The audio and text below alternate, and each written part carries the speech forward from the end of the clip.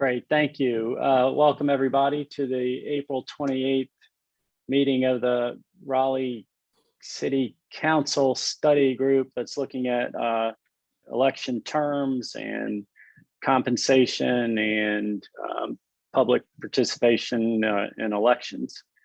Glad to have everybody here today. I am not in my normal location, so if you hear some occasional random noises, it's out of my control, but I'll try to do the best I can. To get started, I'd like to go ahead and review and approve the minutes of the April 14th meeting. Does anybody have any changes, corrections, additions to those? Make a motion that we approve the April 14th meeting minutes. Okay, we have a motion to approve. Do we have a second? I second that motion. Okay, we have a motion to approve and a second. All in favor, say aye. Aye. Aye. Any opposed?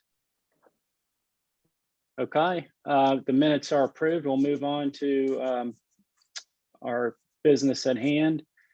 At our last meeting, there was consensus. Well, we've reached consensus on the 4-year terms, and we had reached consensus on the concept of staggering, but we didn't, and we talked about some different ways that North Carolina law allows for staggered terms, but we didn't, and we discussed several options, but we didn't move forward on consensus with regard to any particular one. And as you can see in the agenda, I think I covered the options we discussed, but I may have missed something. And so we wanted to further discuss those staggering options and see if we can reach consensus on those. And then once we do that, we'll move on to the beginning of our compensation discussion. And one other item, we gave Harvey a homework assignment to reach out to Mayor Bell, from the former longtime mayor of Durham, and to talk to him about their situation where they had the mayor elected every 2 years and the rest of council 4 years. And so Harvey, do you want to give us a summary of that conversation? Yeah, I'd be happy to. Sort of like Diana, I was on the road and had an opportunity on I-95 to turn off on Bell's Road to talk to Mayor Bell, with a unique circumstance. But a side note, anyway, Mayor Bell spent many years as a county commissioner, and he said when he went to city council, he was accustomed to 2-year terms. So he felt very comfortable with the 2-year terms. He also said that he felt that there was some uniqueness in his situation, and that he only had 2 really contested races, his first and then one later. And so he set a relatively low bar on the amount of money he felt he needed to raise for a campaign. And so he never felt that the campaign pressures were all that intense on him.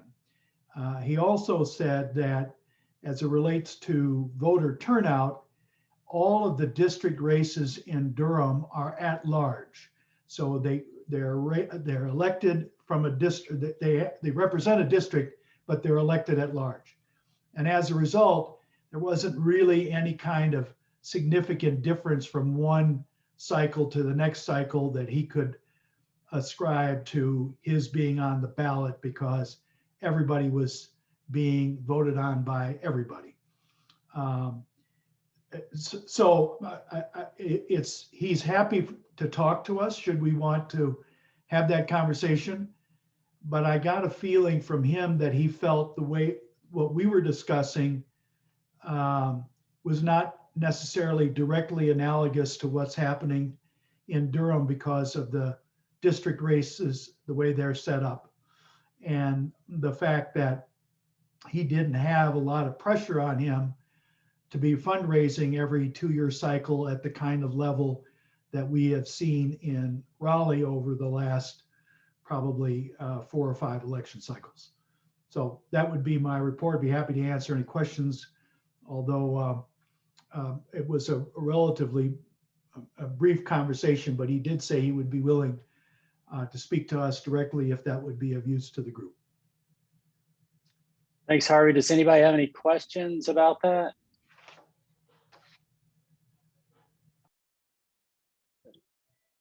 Hey, Harvey, did he have any other suggestions? Or you said it was a brief conversation. Did he offer any other unsolicited advice that you thought might be helpful? No, he did not volunteer beyond what sort of I asked him. He did mention he thought Winston-Salem was doing a study similar to ours and had reached out to him. And I mentioned to him that Charlotte had also gone through this process. I haven't seen anything on Winston-Salem's effort, but I really didn't go out and search it when I got back. But that might be another source of general information, just as the Charlotte study has been to us, if they've got something published. Okay, I'll take a look at some point and see if we can find that information.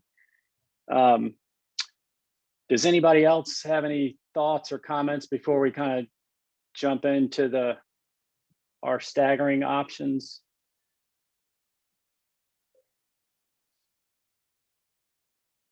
Boy, we got a quiet group. It can be a short meeting. So I'll just run through kind of what I think we talked about last time and the options. And again, please, anybody that wants to share or correct me or jump in, just feel free.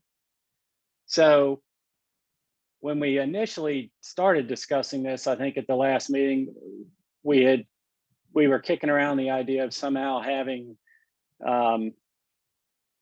if we were going to stagger, we would have a blending of the citywide races and the district races, so that one, you might have a bigger turnout theoretically, and then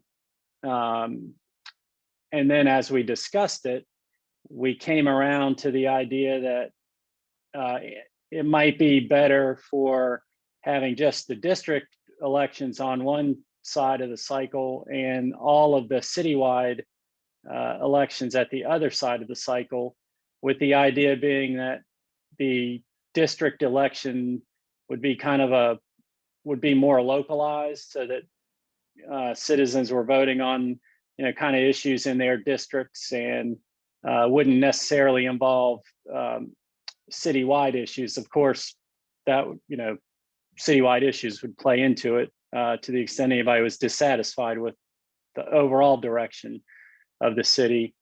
And we recognize, I think, that turnout might be lower during those during the district side of the election, but that would still allow for kind of course corrections because it was staggered. So that was one. And then the other option was having the mayor potentially run every 2 years, so that the mayor was, there was a citywide election every election cycle. But obviously that means the mayor's running more frequently than everyone else. And that's something to consider. And I think that was those were the options that I think we talked about that were on the table. And my sense from the last meeting was, as we talked about it and the conversation evolved, we seemed like we were generally coalescing around the idea of having all the district representatives up on one side of the cycle and the citywide on the other side of the cycle. And the other technical thing about that was that it would make, when redistricting was necessary, it would be logistically a smoother smoother operation because you weren't splitting those and having, I think, a longer time between elections. So hopefully I'm conveying that accurately. So having said that, I'd like to hear from everybody again and kind of go through and hear what folks think and see if we can kind of come to terms on an approach. And again, as I've said in every meeting, these are general consensus building efforts. We're not going to hold anybody to these positions because at the end of this process, I hope we will be able to vote on a package of recommendations that we all find satisfactory. We may not all, they may not all be our preferred approach, but on balance, I hope we'll be able to put a package together that we think it would improve the system going forward. So, all right, I'm going to open it up for comments and folks to kind of weigh in on their preferred approach. I guess I have one initial question, and that's, thinking about the Durham model of having the entire city vote on each district representation. Is there a reason that Raleigh hasn't done that, or a reason we shouldn't consider that? I do not know the answer to either one of those questions. And I don't know. I hadn't thought about it until the issue came up a couple days ago.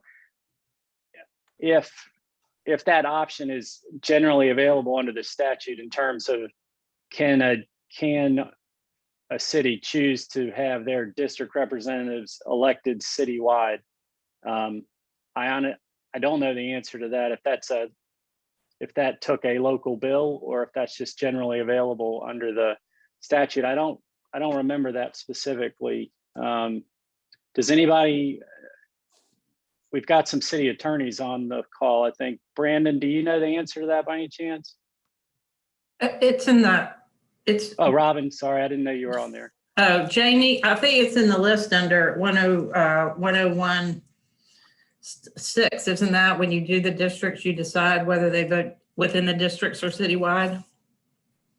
Sorry, what was the specific question? The answer I think is yes. It's when you have when you're divided into districts, you can vote where the city at large votes for each district, or only people within the district that vote for each district.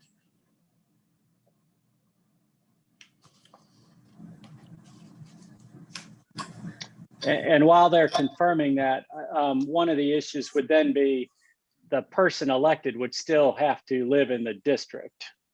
Mm-hmm. But they would run for elections citywide, assuming that is allowed, and it sounds like it is. Yeah. So go ahead, Janie. No, I wasn't going to add anything. I think Robin is right.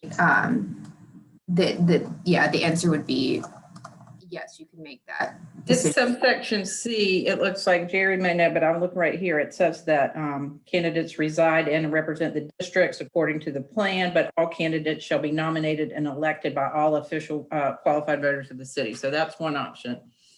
And so the reason I ask, I guess, is thinking about the idea of voter turnout being related to district versus citywide. But I wonder if there's not some adverse consequence to that, looking at how we even got to district representation to begin with, that is a reason we didn't consider that initially. And we, the city of Raleigh, not necessarily this task force group. I don't know if there's any research out there to ensure that, representation still remains balanced and from the neighborhoods and all of that. But I don't know, it seems like if there's not, it should be something that we at least discuss amongst this group. Well, let's, I don't disagree with that. Oh. So the same way we have our county commissioners, they all live in different districts, but we all as a county get to vote. So it's almost aligning with that, that concept. And I don't see where that would be. I think people will be up in arms like, why are we changing it or trying to rearrange it or this, that, and the third? But then we have to remind them that you're currently doing that every 2 years anyway now for our county commissioners. So That's a good point. Let's If put that discussion. Harvey, go ahead. if I might, I'm not sure that the county hasn't just gone through a recent change on that, Nirvana, and I'm a faulty memory, but I thought the legislature swooped in and made some sort of change when they were trying to get the school district and the county commissioners all in sort of the same cycle, and in the process may have made them district races and no longer come from a district and elected at large. But I mean, Jerry might have a better view of that, and I know he's on the call and might have a quick answer for us. Well, let me do this if I can. I think that relates more to our discussion of district size and whether we add council members or not. So, and I think we've got some outstanding questions. So if it's okay, I'd like to lump that issue into our discussion of council size and district versus at large, because I think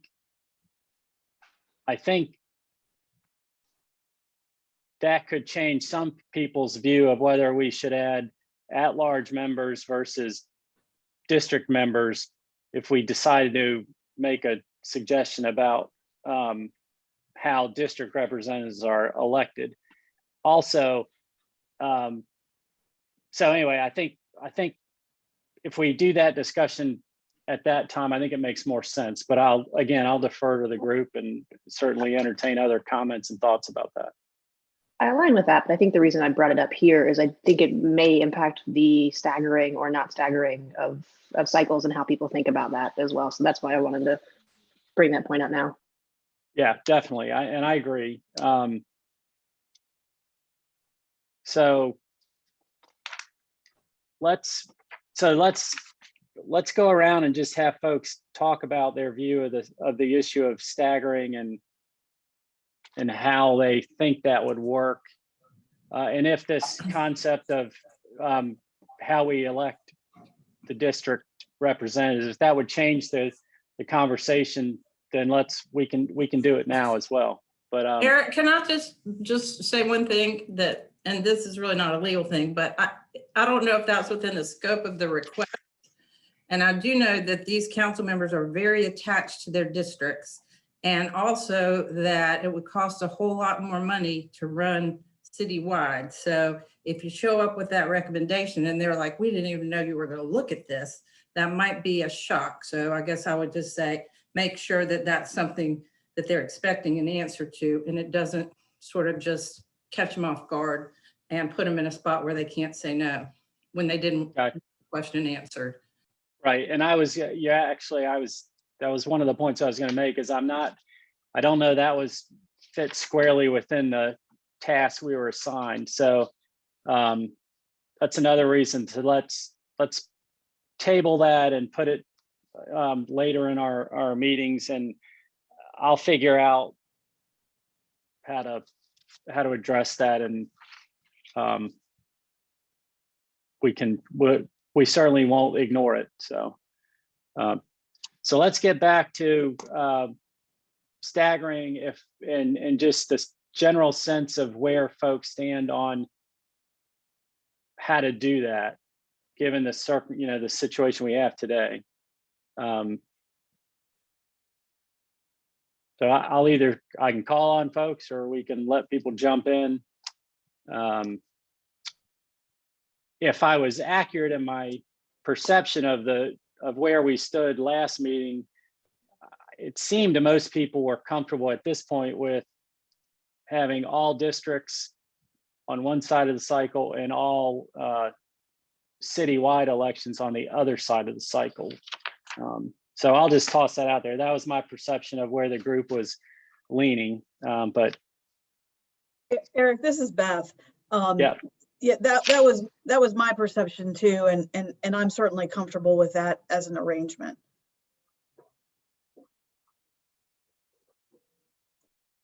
Hey, Eric, this Thanks. is Catherine. I think I was Hey, Catherine. the outlier in being interested in keeping the mayor on a 2-year term, but as I've listened to everybody from last time and today also, I'm comfortable with option 2 as well, where we just keep all of the citywide people on 1 4-year cycle and the district races on the opposite 4-year cycle. Well, thanks for chiming in. Others? Hi, Eric. This is Yeah. Justin Sutton. Yes, that was my thought as well. Looking back at my notes from our previous meeting, so I'm just joining the consensus. Thank you. I think I heard someone else try to chime in and they got cut off maybe. Yeah, that's me. That's Diana. Hey, Diana. Hi, yes, I am in agreement with everyone as we have spoken. Yes. Thank you. I was gonna add that if you stagger that way, the first time you're gonna have one group with 2 and one group with 4 years. So I don't know what you do about that. School of Government has put out a publication saying the best thing to do is to flip a coin. That way you will probably not get sued. Yeah, and I guess, and the reality is we're going to have some issue with that no matter which way we choose, I guess. It's there. So that's just kind of going to have to be a phasing issue. And, you know, I don't know if we'll be able to solve that problem or figure out a method that everybody's happy with. Harvey, I think, where were you on this? So I'm leaning also to the having the district races in one cycle and the all citywide races in the alternate cycle. My feeling is that to Ashton's suggestion last time, that we want to have them interested to show up and be voting on something every time. One allows for some focus on local issues. One allows some focus on larger issues. Obviously, there's going to be a bit of interest in the local issues and the city issues in each one of those races. One will just be more emphasized than the other. And I feel comfortable with the option of conducting the district races in one cycle and citywide in the other. Oh, so we haven't, I don't think we've heard from Robbie. And I think he's on the call, but he said he would have to drop off early. Yeah, I'm here, and I agree with everyone else who has spoken so far that I think citywide races in one election and then the district races in another election would work best. Hey, Nirvana, you were not here last meeting. You weren't able to attend, so I want to get your thoughts. I know that I believe you had expressed some concerns about staggering, and so I'm pretty biased when it comes to it, only because I serve in an office where we have staggered entry. So, but that's just my bias when it comes to the whole thing. But when it comes to everything that I've heard, I went back and watched the meeting last month, and I'm in agreement with the majority. You got me. Well, thank you. That's we appreciate that, and appreciate you taking the time to go back and look at the meeting too. I know that's takes extra effort, and so we appreciate everybody, including you, doing the homework. And Ashton, I'm not sure I got your full view, and maybe I misunderstood when you raised the other issue.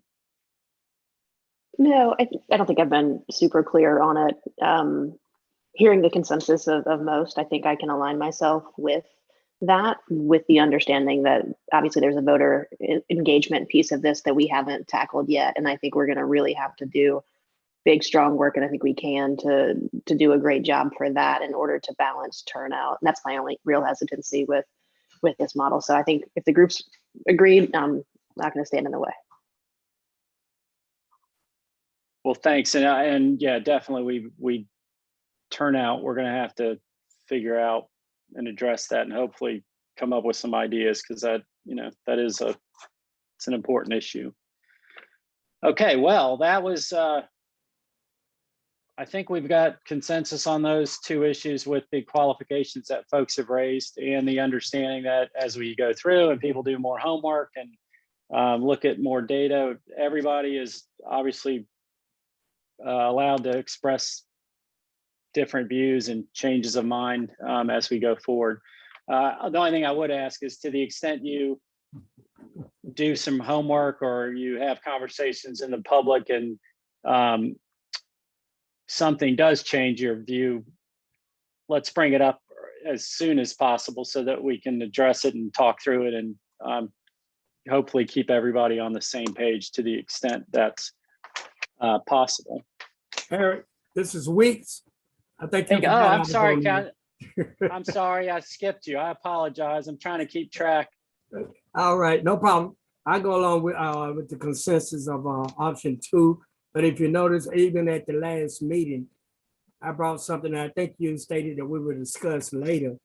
As we talk about option 2, do we also get to discuss, do we increase at large or do we increase for the districts?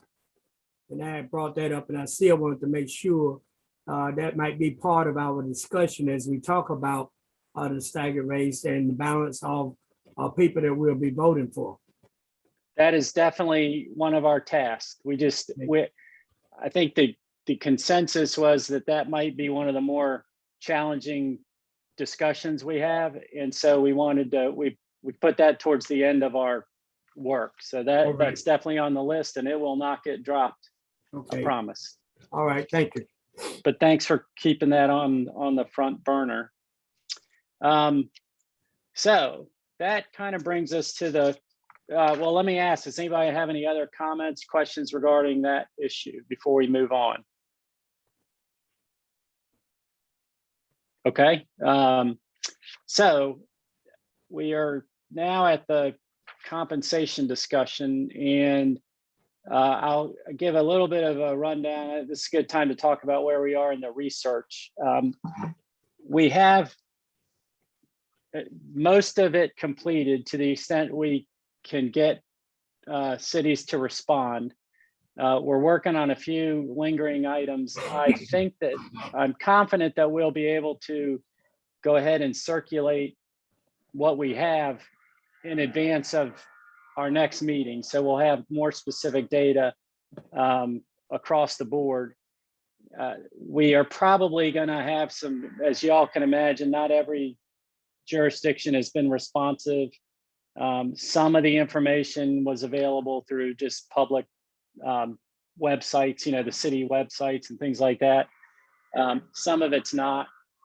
We are not probably going to get a complete response and answer to all of the information, but I think in the universe of information we'll have is going to be plenty to guide us and allow us to make informed recommendations to the council. So I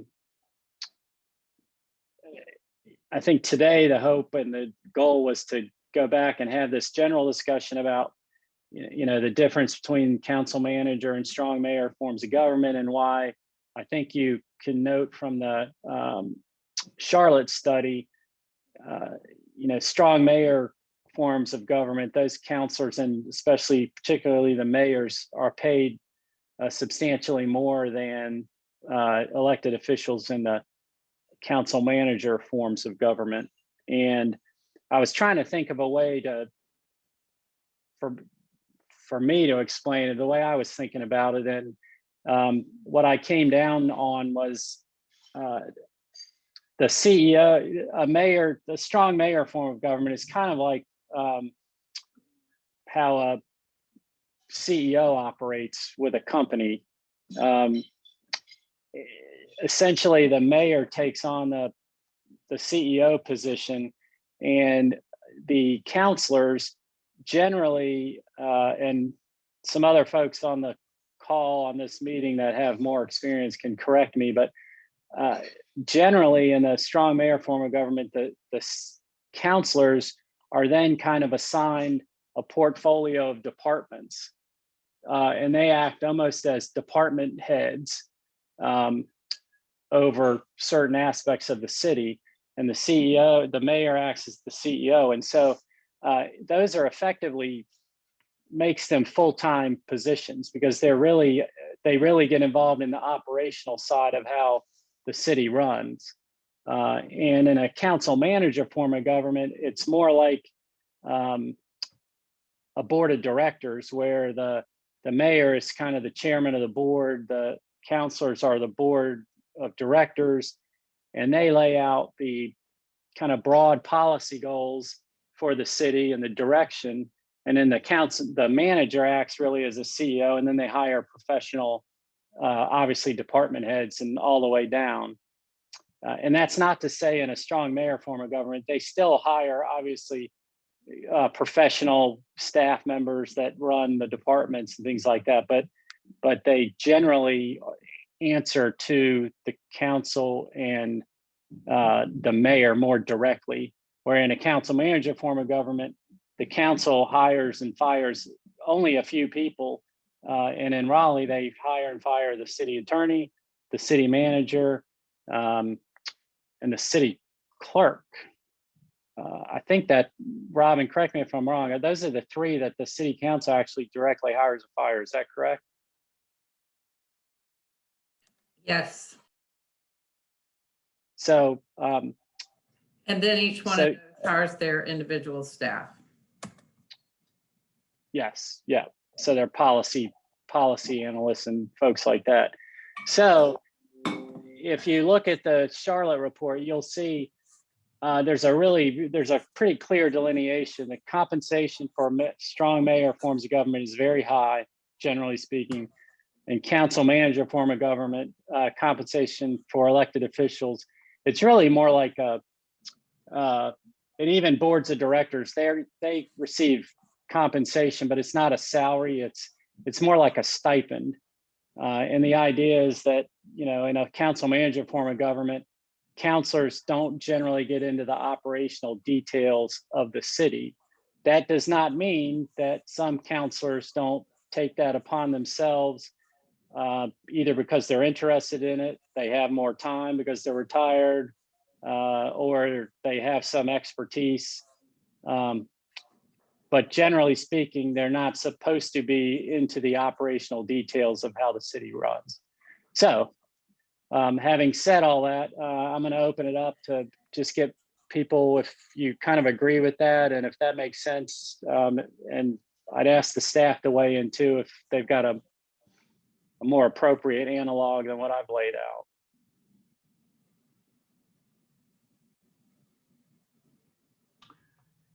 I'll jump in, Eric. I think the reason for the compensation difference is that in the council manager form of government, it is designed for the councilors to be at this in a part-time as opposed to full-time. And when you get into the mayor council program, councilors are viewed very much as full-time representatives. That's their job. They probably, I doubt that they have other responsibilities. So the compensation levels vary because of the expected amount of time and energy, and that you can attract a pretty broad group of candidates, knowing that it's not going to require them to be a full-time legislator.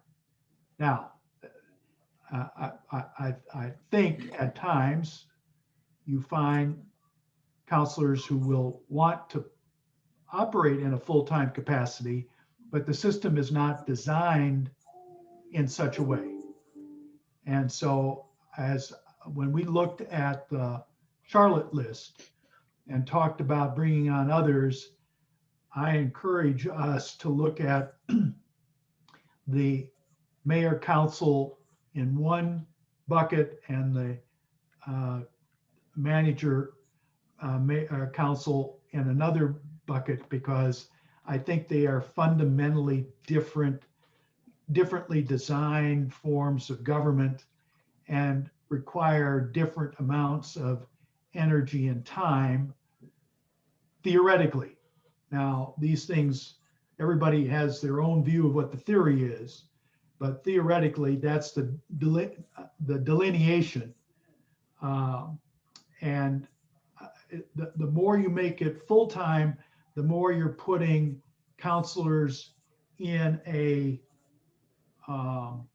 frictional space in terms of the managing of the city. Being in an organization that had a board, there was always a belief that there should be some tension between board and staff because you get creativity in that. But you want to have a system in which the board members are doing board things and the staff members are doing staff things. And then they argue the policy, and out of that tension comes the creative new ways of doing things, but you don't have, staff shouldn't be doing the board work and the board shouldn't be doing the staff work. So I guess one way to look at this is we have kind of a fundamental issue to, I guess, agree upon initially, which would be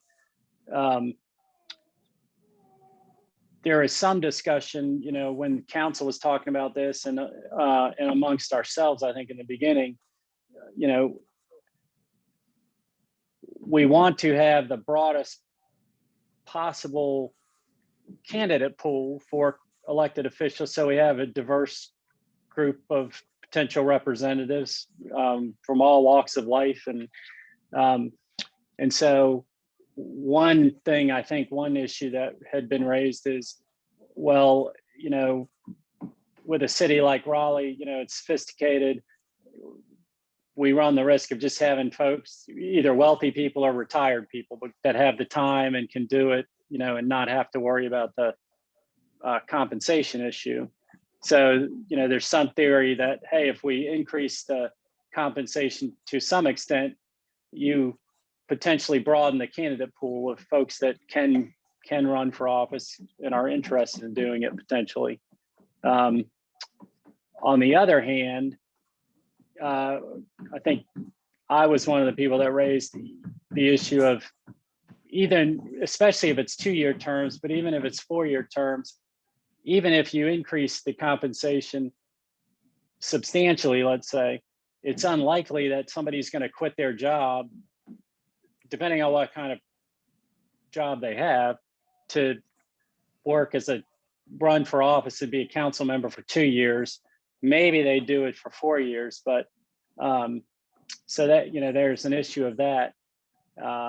And so I think the fundamental question is, does the group feel like there needs to be a substantial increase in the compensation beyond what the larger cities in North Carolina are being paid? And if so, why is that? And how do we justify that? Because obviously it's a political issue. And if you look around and we decide as a group to recommend that council makes, you know, twice as much as they are now or 3 times as much as they are now, the obvious reference point will be, well, what is the cities of, you know, and what does Charlotte pay their folks, and what do Winston and Greensboro pay their folks? And if it's substantially higher than that, then we obviously need to have a justification for that. But if we, on the other hand, if we say, well, we recognize this is council manager form of government and we should be in the same universe as what other elected officials in North Carolina at the sophisticated cities and counties are being paid, that's one position. So I think we have that kind of fundamental decision to make really before we get into the data. So again, I'm sorry, I know I'm talking a bunch, but I want to open it up to everyone else now at this point for thoughts and comment. I have one. So Raleigh compared to a Winston-Salem or any of those other smaller cities, I don't think we should even put ourselves in the same category as those cities, because what our city council members are governing is, it exceeds what they have going on. But let's just think about the fact that the work that even our legislators do, it's not always part-time work. They do have other jobs as well, and they're getting paid less than $14,000 a year for the work that they do. So I don't think that our city council members should be put in a position to run with the expectations that I'm running and leaving my job for 2 years. The goal in mind is to never run and run again and lose. The goal in mind is to run and to stay, continuing to put, their citizens first, so that they can be reelected at whatever rate we decide it should be increased to. But I do think that what they're receiving now is insufficient. And that's why we have so much anger a lot of times around those that are elected and reelected to our city council seats, because we're not opening it up to where people would want to run, considering the pay. So that's just my 2 cents. So, and somebody's banging on the wall, so you may hear that. But it sounds, Diana, like you're suggesting, and if I'm mischaracterizing it, it's not intentional, please correct me. I'm sorry, Nirvana. It's okay. Sorry. The banging's distracting me. It sounds like you're thinking that Raleigh Council should be compensated in alignment with the bigger urban communities of North Carolina. So Charlotte, Mecklenburg County, Wake County, potentially other ones, but and I think we've covered those in the data we're gathering, but the larger urban metropolitan areas, we should be competitive. Not just in North Carolina, again, the way our city has grown, just think of how it's grown within the last 3 to 4 years. It has to match some of the larger metropolitan areas. It cannot be on the same equivalent to some city council out east. It doesn't make sense. But in terms of, but more in line with the council manager concept, you're not thinking that we should look at the large salaries for big urban cities that have the strong mayor form of government. At least because some of those are getting paid $200,000 a year. I assume you're not thinking that kind of. No. Okay, I just want to make sure so on the higher side of council manager forms of government for sophisticated cities that may or may not be in North Carolina, but obviously not comparing them to Nightdale and the cities that aren't growing as fast. Gotcha. How about, I'd like others to chime in.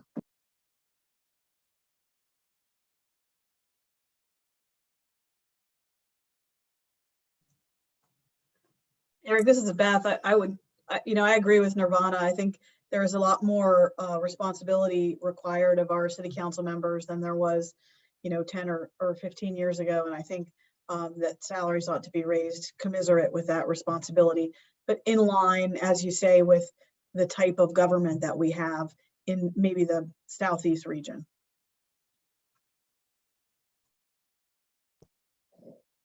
Thanks, Beth. How about others? Is that? Hi, Eric. This is Justin Sutton. And to Beth's point, and I may have reiterated this, but like I said, it all boils down to the form of government. I think any increase in compensation should be commensurate with the duties and the obligations of the job. And under our current form of government in the council manager system, with the roles of each district or council member, we'd have to look at that in I guess a closer lens. And if we pull in HR, if we're still waiting on more data comparative to other North Carolina cities, I think that's how we should closely align our decision making in terms of considering any minor increase, just being commensurate with the job duties for each council member and the mayor also. Ashton, thanks, Justin. Ashton, I think you were trying to jump in. Yeah, I was just trying to think of a way, well, 2 points. One, whatever decision that we come to, I'd like to put out the idea that there is a suggestion in there for some metric that salary is tied to so that this isn't a recurring conversation. And so when I start thinking about what that metric could be, I wonder if it could be based on either some citywide average cost of living, some variable related to that in proportion to the amount of time a part-time job is supposed to take up, versus maybe it's median income, or maybe it's the median income of city employees, because that's who you're theoretically serving on the board for. So I don't really have quite the answer yet, but I wanted to ask the group if there are some good metrics that we might be able to use. And also if we have an kind of thinking of a traditional 40-hour work week and thinking of these as part-time roles, are we kind of saying that it should be 20% of someone's work time, or it should be 75% of their work time is part-time? And maybe we don't have a consensus on that, but I do think that would help drive it. And are people who are serving being asked to reduce their professional capacities by some metric as well? Well, the city does, and Robin can confirm, but I think 2 years ago, maybe it'd been a couple of years longer than that, but the city did institute counselors get pay adjustments using the same metric that employees get. So there is an automatic adjustment on an annual basis based on, I believe, and again, Robin can correct me if I'm wrong, based on whatever the metric is that employees get. The one qualification for that, I think, is it's based also, it's limited by how much money is available. So if the city, another terrible recession hits, I don't think it's an automatic, every employee gets this adjustment. I think it's the metric they use, but then it's based on what the total pool is in the budget situation with the city. But council automatically gets whatever adjustment the employees get, I believe. And Robin, I'm gonna ask you to confirm that or correct me, please. All I know is, the HR director had told me when we were getting this information together they get the same adjustment. I don't know if that differs for some reason in the budget between everybody else in the council. Like this past year, everyone got, the general was 2%, that's lower than normal, and they didn't get it till December, and normally it kicks in July. So my understanding is the same thing happened with the council as happened with the rest of the city. So the year before it was like 3.5%. So all I know based on my conversations is that council gets is on the same schedule as everybody else. The general increase. But in years past, they didn't have an automatic adjustment. I think that then it became kind of a political issue when who wanted to raise the issue of adjusting the compensation. So I think that was a positive improvement. So it didn't put the onus on council to say, hey, we need a raise. It's been 5 years or 2 years. There may be some discussion among the group about whether that's the right approach. I will say that one of the data points we were trying to gather was these adjustment factors that other cities were using. And that seems to be one of the data points that we're having a little trouble tracking down. So just to include 2 data points, if the number currently is 17,412 for council members, and the median household income listed on the City of Raleigh website is 69,333, that's at about 25% is what counselors are paid for a part-time gig compared to the median household income.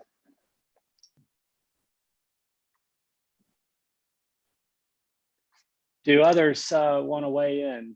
Eric, this Weeks, Hey, Counselor Weeks. As a former city councilor, I found out some stuff just a while ago.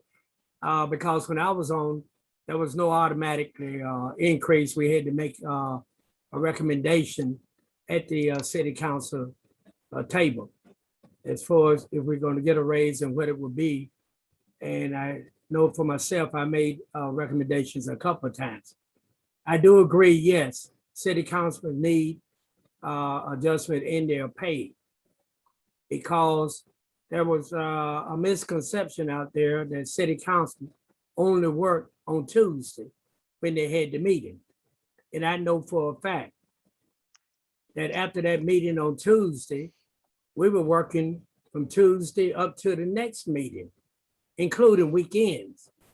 So that was a misconception among our citizens out there that we need to do things that a whole lot of people did not know, even when you got your phone call from your citizens and they ask you to come out and look at an area, look at a road, look at the development that's going on in the areas. And we had to do that. It was amazing. I see Beth on here, but I met many times with her on the weekend about some projects. So yes, we need to look at this very seriously. I go along with the comments they made. Yes, there should be a raise. How much, I don't know. But then again, I just heard that there's a metric that they're using in the city that they did not have when I was on the city council. And I suspect that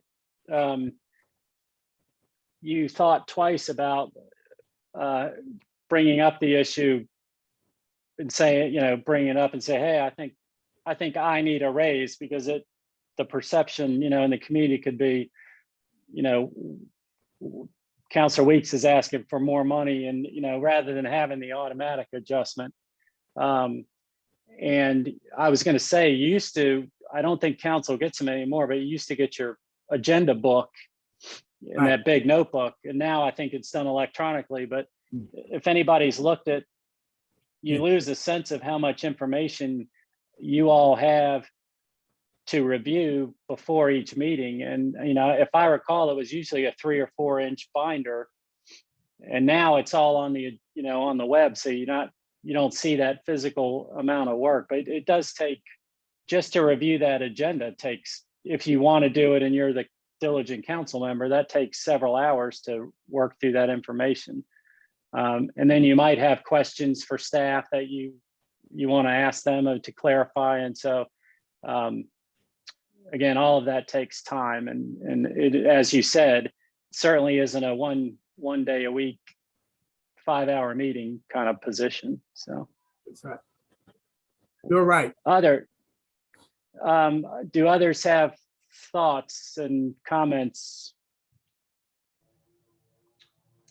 So Eric, I agree with the general consensus that the current compensation level doesn't match up with the expected time and energy expended. I like what Ashton said about 25% of the median household, as that would be a benchmark that you might be able to tie into. I don't know if that's the one, but I like that concept of saying if it's a part-time job and we want to raise the stipend for that part-time job, that we tie it to something that sort of reflects what's happening in the community on a regular basis.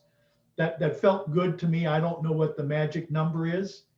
And then I think what we might do is, once we get the data in, take a look at what our peer cities that are in the council manager business, what they're doing, and see if there's some sense of what that is, and whether we can tie it back to something like Ashton put on the table that would help the city justify ongoing adjustments, as opposed to having to go through the process that we're going through when it gets to a tipping point where the reality of what they're receiving versus the time that they're putting in is out of sync.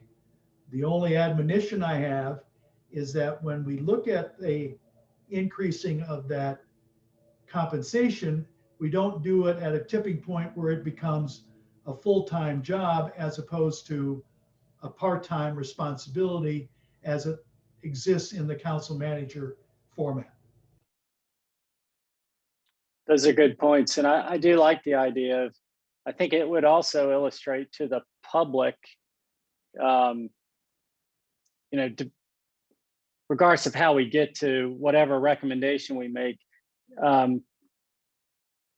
we could either tie it to, the actual stipend could be tied to some percent of the area median income, or we could use that as a way to illustrate, hey, we recommend X compensation to the council and mayor, and that represents X percent of the area median income. So it can either, we could theoretically tie it to that, and that would reflect a sophisticated urban community. If if your area median income is growing, council compensation would grow theoretically faster. And if our growth slowed down, the growth of the compensation would slow down as well. So that's an interesting one. And I haven't seen I haven't seen a reference to that in anything so far. What do other folks think?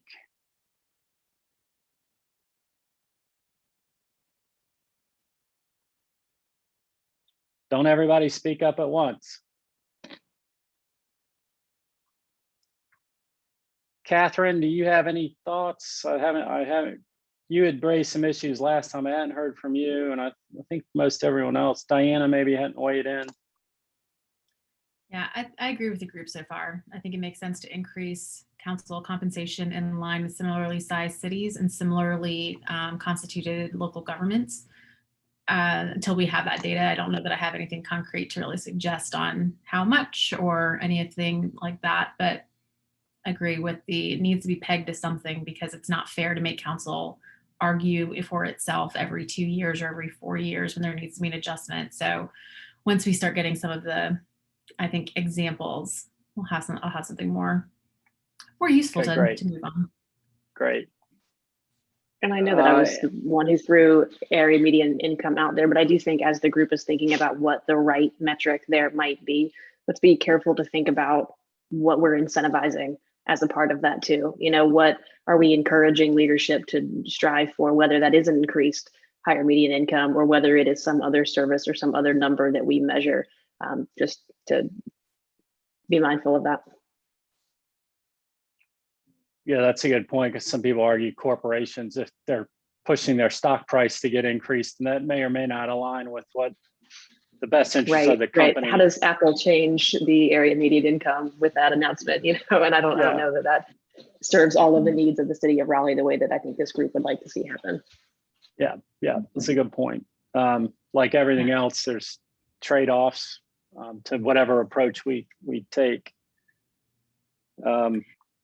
Eric, one of the things I know we had talked about way back when we started was if there are other things that can be added to compensation in the kind of benefits, whether that's stipends for childcare or other kind of ways that we could support council members who might need a kind of diverse range of compensation or support or benefits. And I think we were also asking about that from the peer cities. So again, something that I do want us to kind of keep in the mix. Compensation can look like a lot of things. And it'll be useful, I think, as we start getting some data in from our sister cities. Yes, agree. And that is one where it is data points we are gathering. So I think at this point, it sounds to me like, and again, I want anybody to jump in if I'm not summarizing it the way people intend, but what I'm hearing is we agree that council compensation should be adjusted upward, most likely, and it should be consistent with the compensation that other elected officials in fast-growing larger urban communities, urbanizing communities, whether it's in North Carolina or outside of North Carolina, and looking at council manager forms of government. So I think that's what I'm hearing. So I think that'll help us narrow down the data we're looking at when we, again, whether it's in the Charlotte report or our information. My goal is to send out the data we have that we've researched, and we're combining it with the Charlotte information. So it'll be kind of a one-stop shop. I should be able to get that out, I think, by the 1st of next week. And so that will allow us to, what we're hearing from most of the members of the group, specific data to compare and contrast to what Raleigh's currently compensating their elected officials, to what these other peer cities are doing. And so I think that's where we are today. I don't know that I'm happy to open it up for other discussions, but I think we are, sounds to me like we've got consensus on 4-year terms. We've got consensus on the staggering approach, and we've got some consensus on the overall approach to compensation. We just now need the data to look at it and maybe put a pen to paper and decide on the magnitude of the compensation and maybe the formula for arriving at that. Does that sound like I'm accurately summarizing where we are?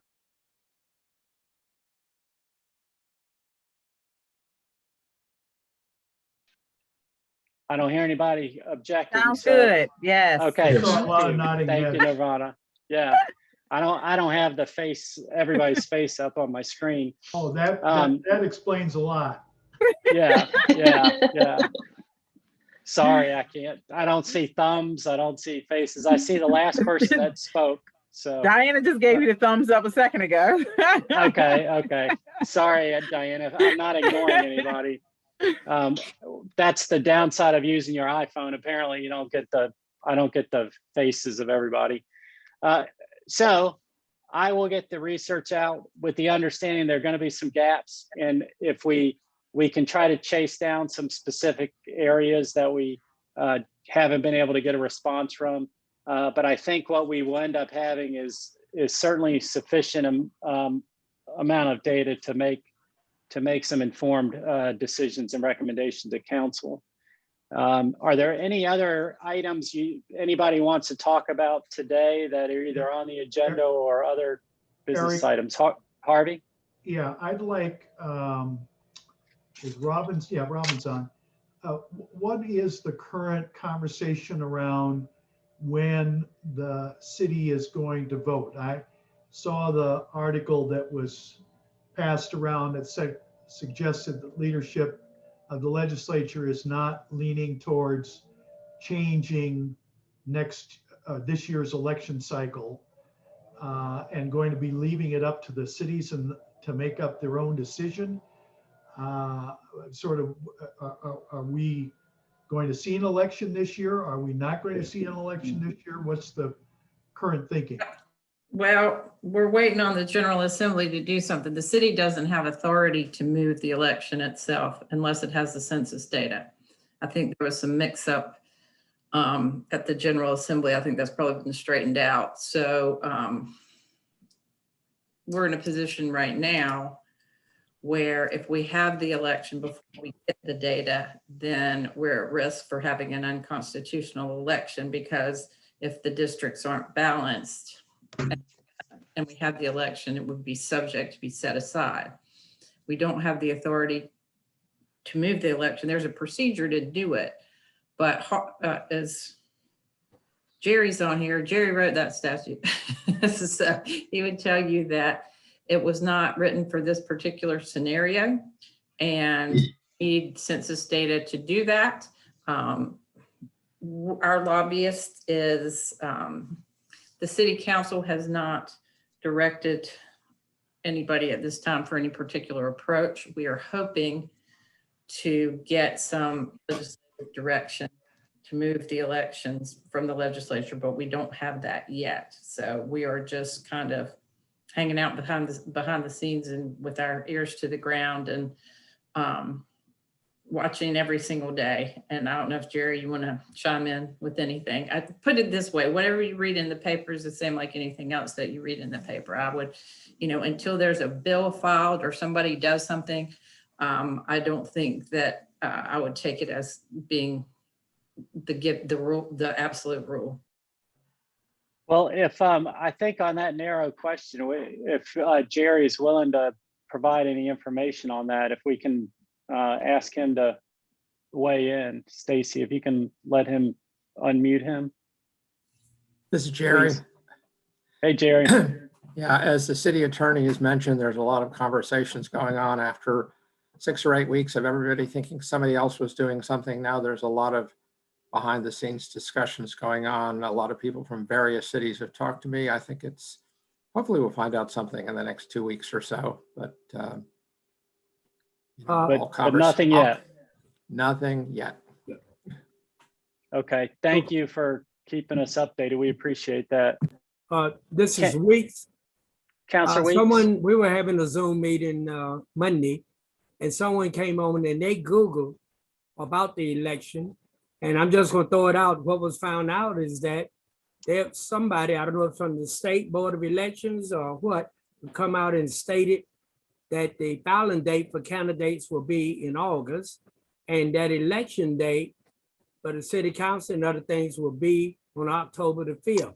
Now I'm wondering, have the city attorney heard anything like that? That has not been decided. Okay. I mean, we don't believe, and I think Jerry's of the same opinion, is that if we have an election on October 5th, we will not have census data in our hands. It came out yesterday that the state, some of the state data came back. You probably read about that. There are 1 million more people in North Carolina than there were in 2010, and most of them are in Wake County and Mecklenburg. And where they are for sure, we're not going to know until we get the data. So if we leave the districts like they are, that's probably not going to be right. If you where are you going to move them? There's other kinds of data like building permit data and GIS that you can maybe get a good idea, but it's not absolutely correct. So, right. I mean, we do not believe that if you have it on October the 5th and the lines are wrong and someone files a lawsuit, then we're in a real pickle, because if that council is seated, anything that it does could be undone later if they went in litigation because they couldn't make any decisions.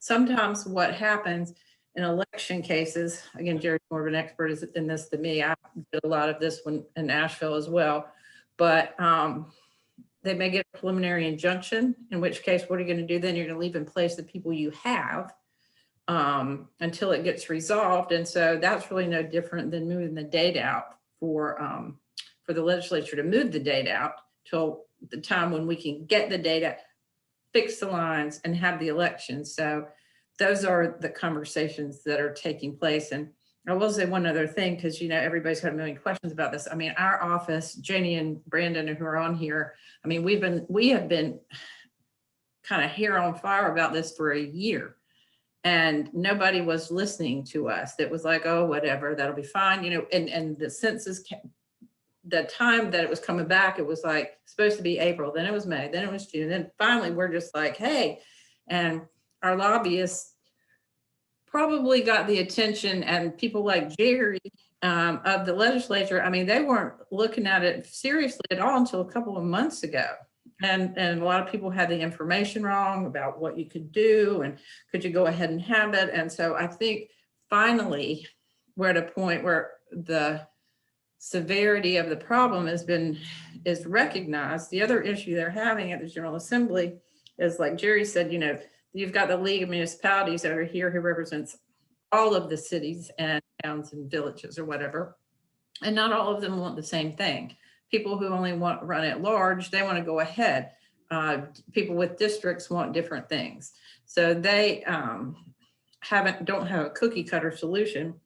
And the General Assembly was kind of, I think, maybe waiting for that. So that's where we are. I mean, I think there are things that could work for Raleigh that I would hope that they would, regardless of what anyone else wants. I mean, I think they're aware we want a solution.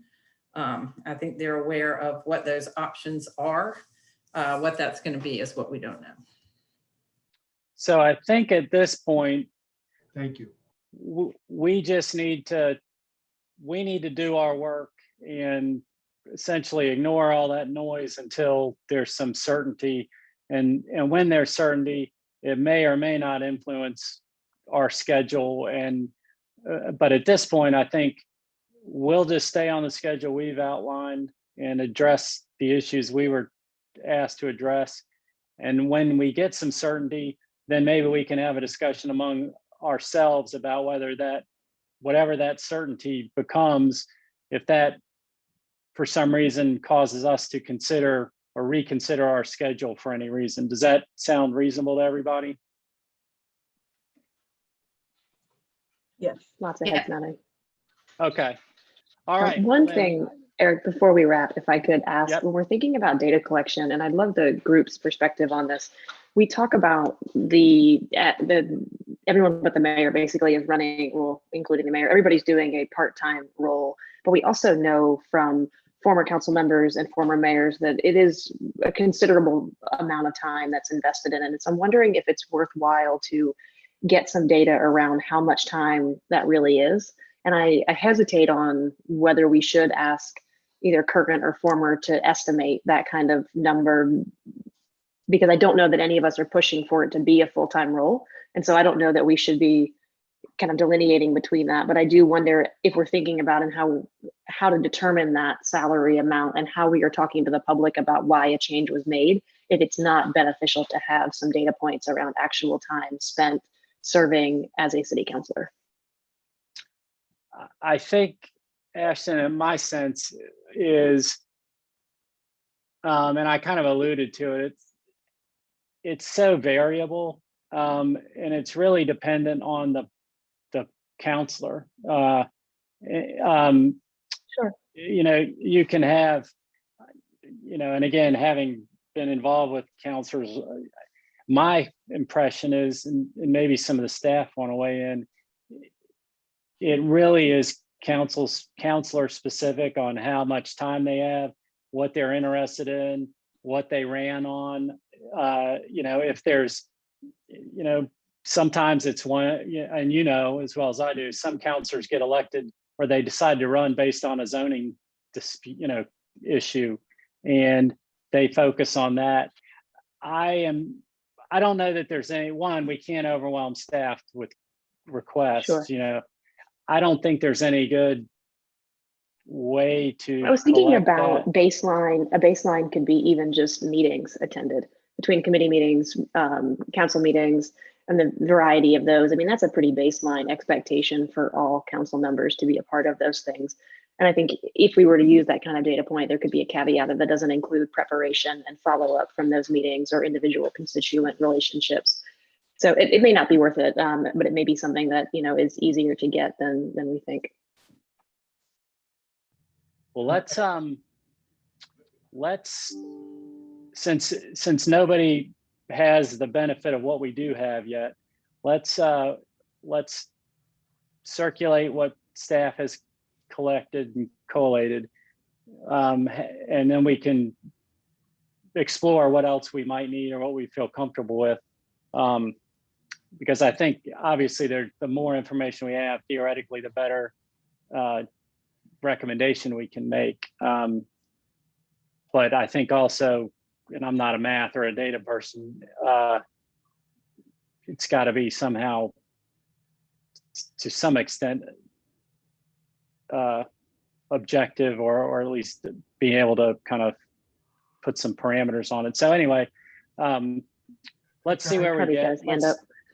Eric, if I might, I like what Ashton said. I think there may be some, you know, number of committee meetings, standardized expectation that could be quantified in a way that's rational for outside consumption, which would leave, you know, the margin where people decide to invest time, energy, et cetera, and that could be sort of articulated in general terms, just to show the level of intensity required. Even though it is by definition part-time, those part-time expectations can be heavy. I mean, in running the chamber, we had an expectation of having council members and the mayor at a number of events. Those events aren't even going to show up on the city council calendar because they're above and beyond. And so I know there's a strong request for time and energy, and I don't want to downplay that. So I think there's a happy medium here someplace that we might be able to develop. No, and I think it's definitely doable for this group, and to ask staff to say, what are the meetings that this council generally goes to and the way they're structured. But my concern is asking staff, given their time constraints, to track that down for multiple cities, because every city council is structured differently. Their subcommittee work is different. Raleigh, for clarity. Okay. That's what I was concerned about was, okay. I'm sorry. I'm glad that was clarified. I was thinking we wanted to, no, that's definitely doable. And so good. I'm glad. I appreciate sometimes I don't pick the clue phone up as effectively as I should. So, well, also, Eric, this is Justin Sutton. Is there a compensation and benefits analyst or specialist on staff that we could consult, or that would be able to provide more insight on, the metrics and and confirming parity as far as compensation moving forward? Well, let's wait till we see what we do have. Right. Once we get the data. Right, and then we can see if there are gaps or clarifications that we need. I think I've seen a little bit of it, so it's not. I'm kind of in a different position, so I don't want to. Let's just, before we assume we need other things, let's see what we have, and then we can, based on what we do have, we can then figure out if there's additional work we think we need to make complete recommendations. Because the group doesn't know what we do have yet. So right. I think I'm not downplaying any of the suggestions. I think let's see what we have. And if we feel like we have enough, then we may not need anything else. But if we do feel like we're missing some issues or need a more complete picture, then we can figure out how to proceed with that. Being mindful of everybody's time, I think that I've updated where we are in the data. I will endeavor to get that out. We have a little bit of cleanup to do. I'll endeavor to get that out the first part of next week. And for next meeting, I think we'll just dig into the compensation issue and start trying to put some actual objective numbers and specifics to where we are with council, and we'll have the data. So unless anybody has additional comments, questions, suggestions, or a different approach for our next meeting, I'll entertain a motion to adjourn. So moved. I'll second. Got a motion, a second, and I do want to thank everybody. I think we've had very good, productive meetings. I appreciate everybody's willingness to engage and compromise at times, and I feel like we're making very good progress. And I think once we get this election issue straight, we'll really be able to kind of put the finishing touches on this and work on a report to council. So again, thanks for everybody's time and diligence and patience, and I look forward to seeing everybody again in 2 weeks.